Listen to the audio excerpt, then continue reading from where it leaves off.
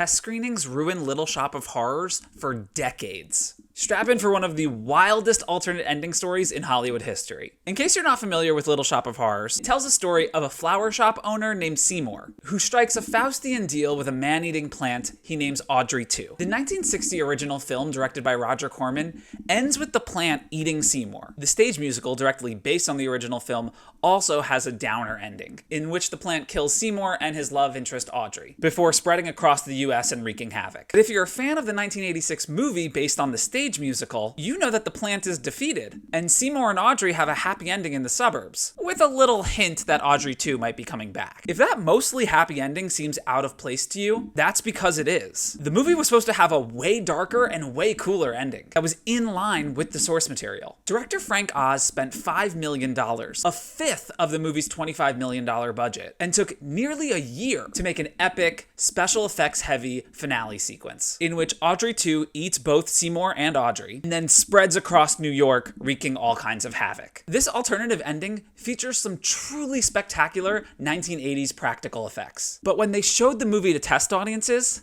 they hated it. It seems Rick Moranis and Ellen Greene were simply too likable, despite the fact that Seymour is basically a murderer. So it was determined that this expensive, dour ending had to go. The movie would go on to be a big hit with its nonsensical Hollywood ending. But as its lasting power grew, so did word of its original ending. Sadly, Frank Oz insisted that the footage was lost forever. People would never get to see that alternate ending. Until 1998, when somehow unfinished clips made their way onto the initial pressing of the Little Shop DVD. The studio freaked out and recalled the DVD, causing its aftermarket price to soar. But then the studio said that a fully finished version of the alternate ending would be released to the public eventually. Unfortunately, no one could find it. Thankfully, years later, the ending was found on some archive reels. It was reconstructed and remastered, and released as part of the 2012 Director's Cut Blu-ray, at last giving Little Shop of Horrors the ending that made the most sense in 1960 and on stage.